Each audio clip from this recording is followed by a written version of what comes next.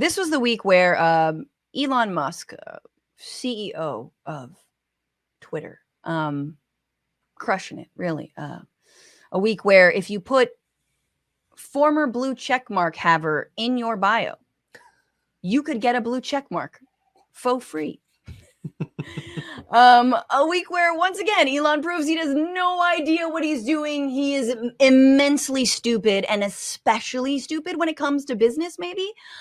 He went on to Bill Maher's show, Real Time, I believe it is, or Canceled, or whatever he's calling himself these days. He went on to Bill Maher's show, and Bill Maher proceeded to suck his dick. That is what happened. That is just what happened.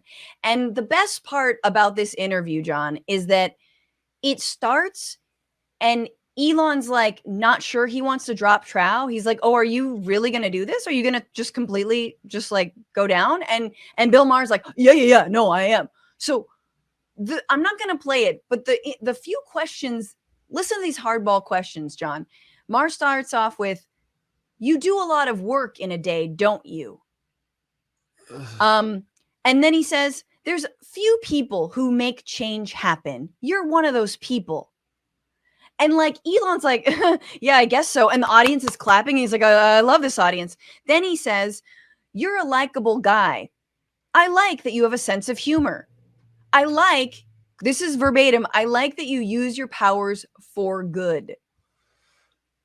So this is in the first minute, y'all. This is the first minute is just like, "You're a likable guy, aren't you? I mean, you've got a great sense of humor. I mean, you're like really buff. I mean, I bet your dick's like 9 inches. Like, I bet, like, so you are like amazing in bed, aren't you?" Like, there is, I'm sorry, but it is the most pandery, sad little, it's like, "Bill, baby, you're gonna get the invite to the Christmas party. Calm down. You're gonna be on SpaceX. You're gonna see the launch. Free Twitter Blue.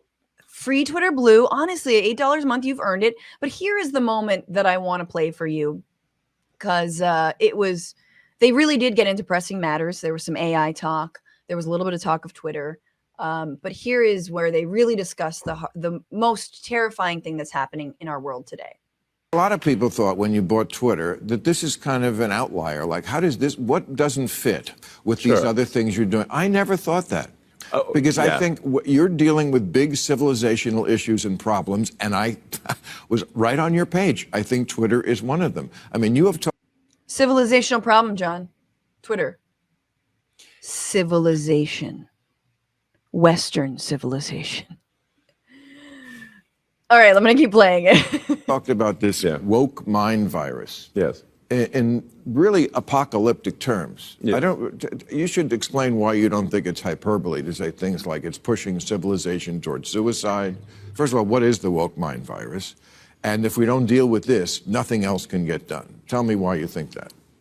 Well, it starts in the anal region, and it itches quite a lot, and then there's scales. Anyway. The boils. Yeah, the boils. So, I think we need to be very cautious about anything that is anti-meritocratic, and anything that is that results in the suppression of free speech. So, those are two of the aspects of the woke mind virus that I think are very dangerous. Is that it's often anti-meritocratic. You can't question things. Even the questioning is bad. So, yes, please. Can we pause it? Okay, because there's already so much there. So first of all, he has not defined it yet. He's given two things that he thinks he would attribute to it. Okay, first of all, when he said, he's looking away because he's a genius who's thinking very hard. And then he says, or the suppression of free speech, like he had just come up with the most intelligent point ever. Yes, I understand that your brand is that supposedly you're for free speech or whatever, unless it's like your workers talking about unionizing or people talking about how you've created an incredibly racist and misogynistic environment. You don't like that speech so much. What about the NDAs you've put multiple women under? How much of a radical free speech guy actually are you? So he pretends there that the thing about the woke mind virus is that it's anti-meritocratic, which isn't even how I hear other people who've replaced their entire personality with an opposition to wokeness. have talked about it before. But so what? So Twitter is the battleground that you're fighting. Are you going to stop legacy admissions to universities? Like, who thinks that this is representative of an actual push for more meritocracy in society? Many people would say the point. Yeah, this is a fucking billionaire arguing like that for meritocracy, like, which is basically like, I literally deserve every single penny that I have. No one helped me. By myself, I deserve all of this. And he looks around the world and he's like, yeah, this is great. This is meritocratic. Like, this is equal. Like, everyone's earned what they have. And everything is fair. Everything is fair.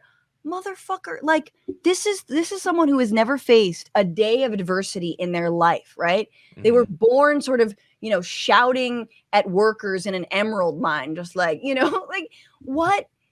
That it's just incredible to me. And that's what he's saying. He's basically saying that not only, he later says, like, any kind of free speech, but he's basically like, please don't talk about or give any preferential treatment to anyone who has, and they get into this, suffered at the hands of, colonialism or legacies of slavery or any of the other people that we employed in my mine.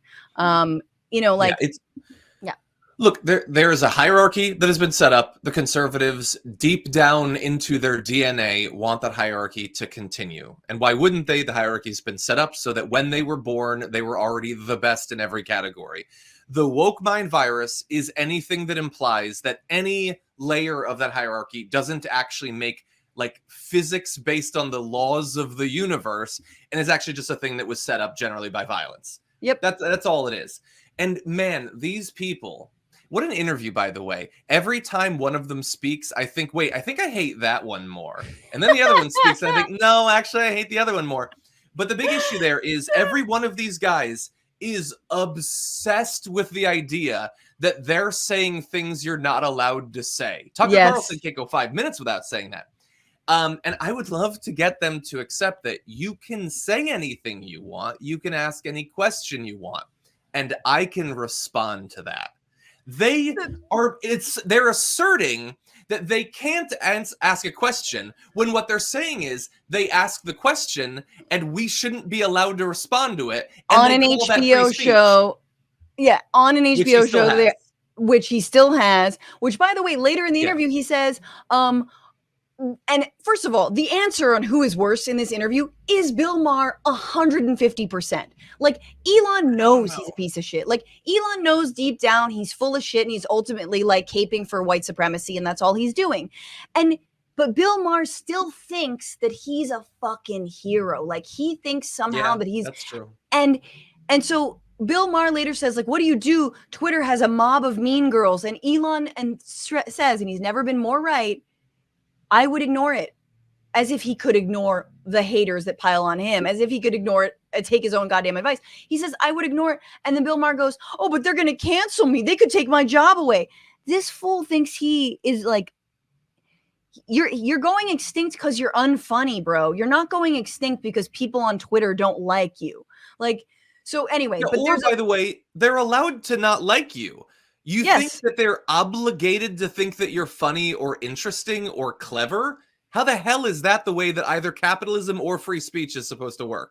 Thank you. Let's play a little bit more and then we'll stop. Another way to, almost synonymous would be cancel culture. And obviously people have tried to cancel you many times. Many times. Yeah, I mean, every week. Yeah, daughters go to college go to high school in the Bay Area.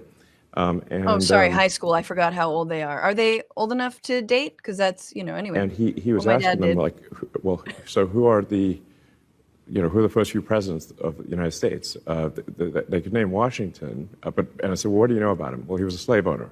What else? Right. Exactly. Nothing. Right. Like, okay, maybe you should know more than that. Yeah. Yeah. He had wooden teeth, okay? He's on a dollar bill. God. I would love to hear like 20 facts about Washington, by the way. Yeah, exactly. Please enlighten us. That is the woke mind virus. Exactly. Yeah. slavery is obviously a horrific institution, but we should still know more about George Washington than that. And by the way, one that was practiced all over the world Yes. forever, since the beginning of time, by every race, including people of color. There you go. Yeah, there they got it to is. They got to it.